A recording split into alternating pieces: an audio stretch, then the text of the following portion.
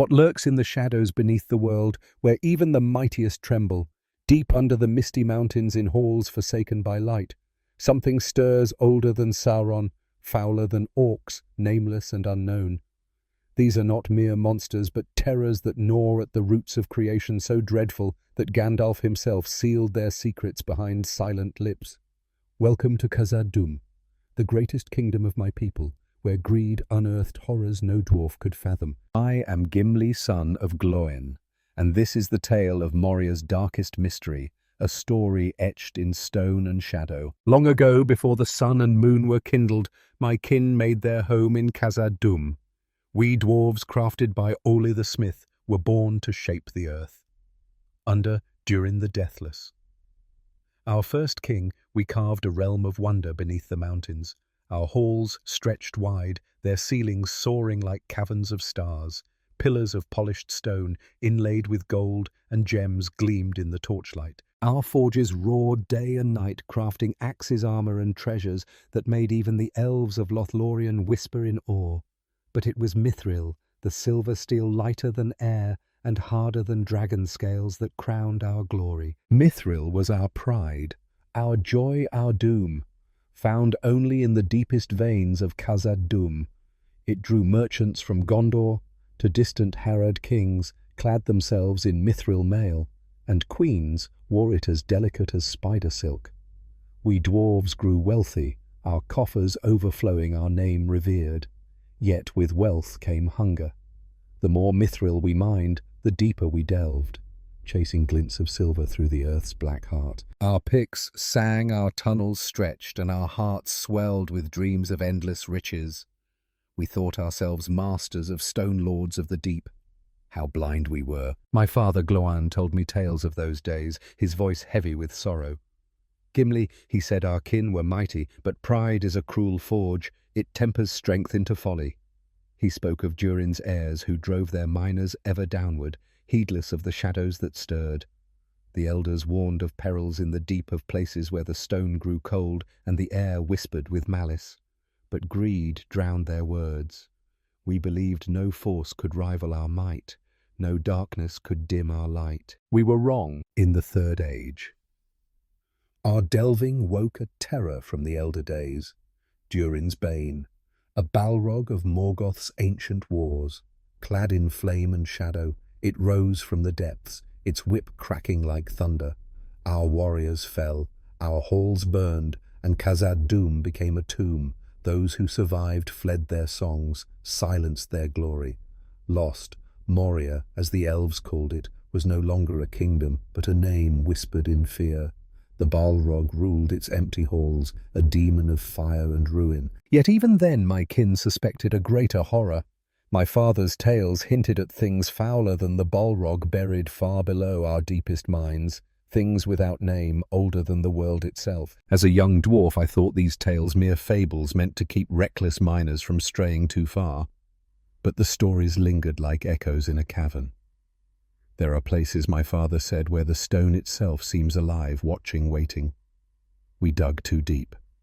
Gimli unroused what should have slept. His words haunted me, but I could not grasp their truth. Not until I stepped into Moria with the Fellowship of the Ring, my axe in hand, my heart torn between pride and dread. The halls of my ancestors awaited, but so did their shadows, and I would soon learn that some secrets are too vast, too terrible to be named. Our journey began in darkness, the weight of Moria's past pressing upon us. The misty mountains loomed above their peaks, sharp as blades against the sky. We sought passage through the mines, a path to bypass Sauron's spies. But as we crossed the threshold, I felt a chill that no cloak could ward. The air was stale, the silence heavy, as if the stone held its breath.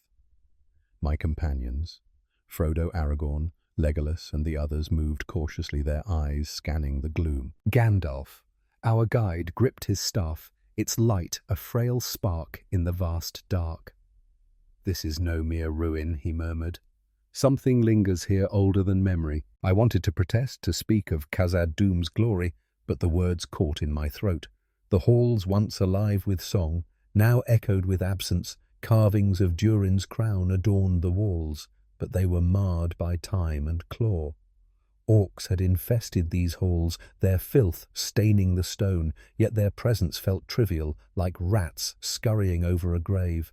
Something deeper, darker, stirred beneath us. I gripped my axe, my dwarf's heart yearning to reclaim this place. Yet my soul whispered of perils I could not name. Moria was no longer ours. It belonged to the shadows now. The halls of Khazad-dûm stretched before us, vast and silent. Their grandeur faded, but unbroken pillars towered like ancient trees, their surfaces etched with runes of my people. Yet the beauty was tainted, the air thick with a dread that clung like damp rot. Frodo, the Ringbearer, walked close to Gandalf, his hand near the hilt of Sting. His eyes darted to the shadows, as if sensing a gaze no others could see. "I feel watched," he whispered, his voice barely audible. I wanted to dismiss his fear, to call it the weight of the ring, but my own heart echoed his unease. Legolas, with his elven grace, moved like a ghost, his bow ready. "This place holds a malice older than Sauron's," he said, his voice sharp with warning. His words struck me, for elves see what others cannot. If Legolas, who walked beneath starlight before my kin were born, felt this dread, what hope had we? Aragorn, ever watchful, nodded grimly. "The world is gnawed by things beyond memory." He set his hand on Anduril's hilt. Even the dwarves did not know all that lay beneath their halls. Their words stirred memories of my father's tales of fouler things than orcs lurking in the deep. Gandalf led us deeper, his staff casting a pale glow. "Tread lightly," he warned, "for there are older and fouler things than orcs in the deep places of the world." His voice carried a weight I had not heard before, as if he spoke from knowledge too heavy to share. I gripped my axe, my pride warring with fear. These were my halls, my heritage, yet they felt alien, as if the stone itself had turned against us. The silence was not empty, but alive, pulsing with a malice that seeped through the cracks. Each step echoed, each breath felt stolen, as if the dark were a living thing, watching, waiting. We passed chambers where my kin once feasted, their tables now shattered, their banners torn. Orc tracks marred the floor, their crude graffiti defacing our runes. Yet the orcs seemed intruders here, their presence a mere nuisance compared to the deeper evil. I thought of the Balrog, Durin's bane, whose fire had driven my people out. We knew it lurked somewhere in these halls, its shadow a constant threat. But as we descended, I realized the Balrog was not the source of this dread. Something older, vaster, stirred below its presence, a weight that pressed upon my soul. In a great hall, we found the tomb of Balin, my kinsman who had sought to reclaim Moria. His stone sarcophagus stood alone, surrounded by the bones of his company. I knelt, my heart heavy with grief. Balin had dreamed of restoring our glory, but the orcs, and perhaps something worse, had ended his quest. Gandalf read from a tattered book the record of Balin's colony. "They have taken the bridge," he read, his voice grim. "We cannot get out. Drums in the deep." The words chilled me. Drums in the deep. What had they roused my kin in their final days? What had driven them to such despair? As we rested, the air grew heavier, the shadows thicker.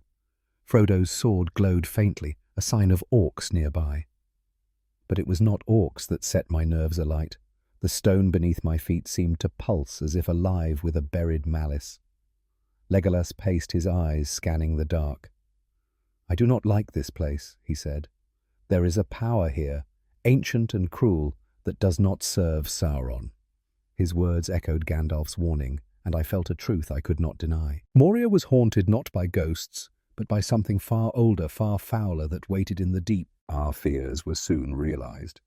Orcs attacked, their cries shattering the silence. We fought, my axe cleaving through their ranks, Aragorn's sword flashing, Legolas's arrows finding their mark. But as we drove them back, a new sound rose, a deep resonant boom, like the heartbeat of the earth. Drums.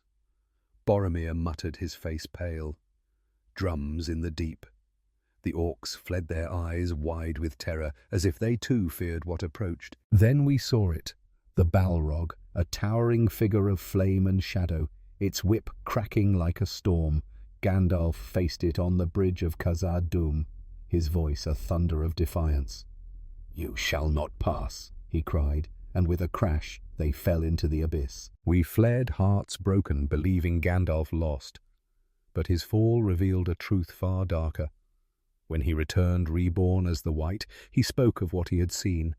"Far below your deepest minds," he said, "the world is gnawed by nameless things. Even Sauron knows them not.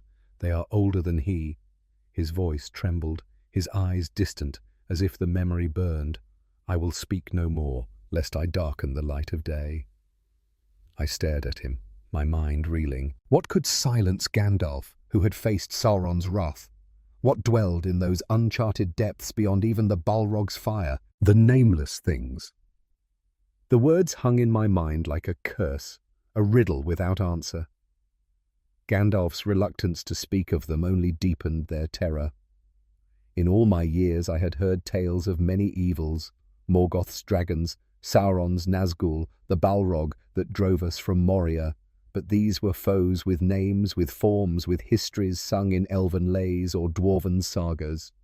The Nameless Things were different. They were the shadow beyond the fire, the silence between the songs, the dread that no law could capture. Who were they? What were they? And why did even the wisest fear to name them? I pondered this as we left Moria, the weight of its shadows still upon us. Gandalf's words echoed my father's tales, but they offered no clarity. Older than Sauron, he had said. Sauron, a mire of Aula's kin, had walked Arda since its shaping. If these things predated him, what could they be? I thought of Ungoliant, the great spider who wove darkness and devoured light, a creature born of the void before the world. Was she their kin, a sister in shadow? Or were they remnants of the chaos that existed before Ilúvatar's music? Formless forces that defied the Valar's order. The thought chilled me, for such beings would be beyond even Morgoth's mastery. Gandalf's journey into the abyss offered the only clue. After his fall with the Balrog, he had wandered paths no mortal could tread. I strayed out of thought and time. He told us later, his voice heavy with memory. I walked roads I will not name, in places where the world is gnawed by nameless things. His words painted a vision of uncharted depths, where the earth's roots twisted into realms unknown. These were not mere caves, but the foundations of creation, where light and order gave way to something older, wilder, more primal. The Nameless Things. I realized were not creatures in the way we knew them. They were the darkness itself, gnawing at the world's heart, eroding the very fabric of Arda. My kin had brushed their realm, I was certain. In their greed for mithril, they had dug too deep, piercing layers of stone that should have remained sealed. The Balrog was a terror, but it was a known evil, a relic of Morgoth's wars. The Nameless Things were something else, entities that predated the Valar, perhaps even Ilúvatar's design. My father's tales spoke of miners who returned from the deep, their eyes hollow, their voices trembling. "The stone lives," they whispered. "It watches." We thought them mad, broken by toil. Now I wondered, had they seen the Nameless Things, or felt their gaze? Had their picks grazed the edge of a realm where no dwarf belonged? Legolas's unease in Moria confirmed this truth. His elven senses, keener than any dwarf's, had detected a power beyond Sauron's. "The air is heavy," he had said, as if the earth harbours a grudge. His words were no mere fancy. Elves born of starlight are attuned to the unseen, and Legolas had felt what we could not, a malice that pulsed through the stone. Ancient and transcendent Aragorn, too, had spoken of these things. "They have lived here beyond the memory of dwarves," he said, his voice low. "They are older than elves, older than all we know." His lore, drawn from the annals of Gondor, hinted at truths no song could hold. If this journey into Moria's mysteries has gripped your soul, hit that like button and subscribe for more tales from Middle-earth. Drop a comment below. What do you think the Nameless Things are? Are they kin to Ungoliant, or something even darker? Join our fellowship and let's unravel these secrets together. The nameless things, I realized, were more than a threat. They were a warning, a testament to the limits of knowledge. In Middle-earth, where gods and heroes clash, there are still mysteries that defy understanding. My kin had sought to conquer the earth to bend its secrets to our will, but some secrets are too vast, too terrible to be claimed. The nameless things were the embodiment of that truth lurking in the deep places where light dares not go. They were not Sauron's servants, nor Morgoth's creations. They were older, wilder, a darkness that had always been waiting for the unwary to stray too far. As I reflected on the nameless things, I saw Moria in a new light. It was not just a kingdom lost to fire and shadow, but a monument to hubris. We dwarves had believed ourselves invincible, our picks and forges a match for any challenge. Yet the earth had secrets we could not master, depths we could not fathom. The nameless things were the guardians of those depths, not in the way a dragon guards gold, but as the void guards itself, silent, eternal, unyielding. To name them would be to diminish them, to bring them into a world of light and order they did not belong to. I thought of Gandalf's silence, his refusal to speak of what he had seen. He was no coward, no stranger to evil. He had faced Sauron's wraiths, stood against the Balrog's flame, yet the nameless things had shaken him, their presence a wound he would not reopen. "I will bring no report to darken the light of day," he had said, and I understood his fear. To speak of them was to invite their shadow to let their darkness seep into the world above. They were not enemies to be fought, but truths to be avoided, mysteries to be respected. The more I pondered, the more I saw their place in Middle-earth's vast tapestry. Tolkien's world is one of order and chaos, of light striving against dark. The Valar-shaped ardour from Ilúvatar's music, but not all was tamed. Ungoliant, born of the void, had defied even Morgoth, her hunger, a force no god could bind. The nameless things, I believed, were kin to that chaos, remnants of a time before the world was whole. They did not serve evil, for evil implies intent. They simply were gnawing, enduring, existing in a realm where time and purpose held no sway. My kin had not understood this. In their quest for Mithril, they had seen the earth as a vault to be plundered, its depths a challenge to be conquered. But the earth is no mere stone. It is alive with secrets, layered with histories older than the stars. The nameless things were part of that history, a darkness woven into Arda's roots. When we dug too deep, we did not just wake the Balrog. We trespassed into their domain, stirring forces that had lain dormant since the world's birth. The miners who returned, broken and babbling, had felt their presence. They had seen the void, and it had looked back. I wondered, too, about the Balrog's place in this tale. Was it drawn to Moria by the same forces that held the nameless things? Had it fled to the deep places seeking refuge from the Valar's wrath, only to find itself among terrors greater than itself? The Balrog was a Maya like Gandalf, a being of power and will. Yet Gandalf's words suggested the nameless things were beyond even a Maya's understanding. They were not of Ardar as we knew it, but of something older, perhaps from the outer dark where Ungoliant had come. The thought was dizzying, for it meant Moria was not just a dwarven ruin, but a gateway to realms no song could chart. As we journeyed on, leaving Moria behind, I carried these thoughts with me.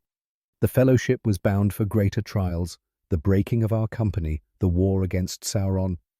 But Moria's shadow lingered. Frodo, burdened by the ring, seemed to sense it most. "There was something in those halls," he said later. "Something worse than orcs or fire." His words were simple, but they carried the weight of truth. The ring, a creation of Sauron's malice, was a known evil. The nameless things were not. They were the unknown, the uncharted, the terror that lies beyond the edge of understanding. Aragorn, too, seemed to grasp this. "The world is gnawed by things beyond reckoning," he said, his eyes fixed on the horizon. "Moria is a warning, Gimli. Some depths are not for us to plumb." His words were a balm, yet also a challenge. As a dwarf, I longed to reclaim Khazad-dûm, to restore its glory. But as a member of the Fellowship, I saw the folly of such dreams. The nameless things were a reminder that not all can be conquered, not all should be claimed. They were the boundary between knowledge and mystery, the line we cross at our peril. Standing outside Moria's gates, I looked back at the misty mountains, their peaks sharp against the twilight. The wind carried a chill, but it was the memory of those halls that froze my heart. Khazad-dûm was more than a lost kingdom. It was a lesson carved in stone. We dwarves had sought to master the earth, to bend its secrets to our will. But the earth is no servant. It holds truths too vast for mortal hands, shadows too deep for mortal eyes. The nameless things were those truths, those shadows lurking in the deep places where light dares not go. I thought of my kin, their picks ringing in the dark, their dreams of mithril and glory. They had not known what lay beneath, nor had they cared. They saw the earth as a vault, its depths a prize. But the nameless things were no prize. They were the void itself, the darkness that precedes creation, the terror that outlives hope. They did not fight, did not scheme, did not serve. They simply were gnawing, enduring waiting. And in their waiting they taught us a truth we could not ignore. There are mysteries in Middle-earth that even the mightiest must respect. Gandalf's silence was the greatest testament to their power. He who had walked with the Valar, who had faced Sauron's fire, could not bear to speak of them. "I will bring no report to darken the light of day," he had said. And I understood. To name the nameless things would be to invite their shadow, to let their darkness spill into the world above. They were not enemies to be fought, but boundaries to be honored. They were the edge of knowledge, the limit of courage, the place where even heroes turn back. As we continued our quest, Moria's lessons stayed with me. The Fellowship faced many trials. Orcs, Nazgûl, the breaking of our company, but none carried the same weight as those silent halls. Sauron was a foe. We could name a darkness we could fight. The nameless things were different. They were the unknown, the uncharted, the terror that lies beyond the edge of understanding. They were not Saurons, nor Morgoths, nor any gods. They were older, wilder, a darkness that had always been waiting for the unwary to stray too far. I thought, too, of Middle-earth's greater tale. Tolkien's world is one of light and shadow of order, striving against chaos. The Valar shaped ardor, but not all was tamed. Ungoliant, the nameless things, the deep places of the world, these were reminders that creation is not complete, that mysteries endure. As a dwarf, I longed to reclaim Khazad-dûm, to restore its halls. But as a warrior of the free peoples, I saw the wisdom in letting it lie. Some depths are not for us to plumb, some shadows not for us to face. The nameless things were that boundary, that warning, that truth. In the years that followed, as we fought and bled for Middle-earth, I carried Moria's lesson in my heart. The ring was destroyed. Sauron fell, and hope returned to the world. Yet the nameless things remained untouched, unseen, gnawing at the roots of creation. They were not our victory, nor our defeat. They were simply there, a reminder that even in a world of gods and heroes, there are mysteries too vast to conquer. As I stood upon the fields of Gondor, my axe at rest, I looked to the mountains and whispered a vow: never again would I dig too deep. Never again would I tempt the shadows. If this tale of Moria's mysteries has stirred your soul, join our fellowship. Subscribe and ring the bell for weekly journeys into Tolkien's world. Share your thoughts below. What other secrets of Middle-earth should we explore? Hit that like button and let's venture deeper together. So I leave you with this. My friends, beware the deep places where light fades and shadows reign. The nameless things of Khazad-dûm are more than a tale. They are a warning etched in the silence of the stone. They are the darkness that waits, the mystery that endures, the truth that even the wisest fear to face. Let us honor them by leaving them be, for some secrets are better left buried, some shadows better left unnamed.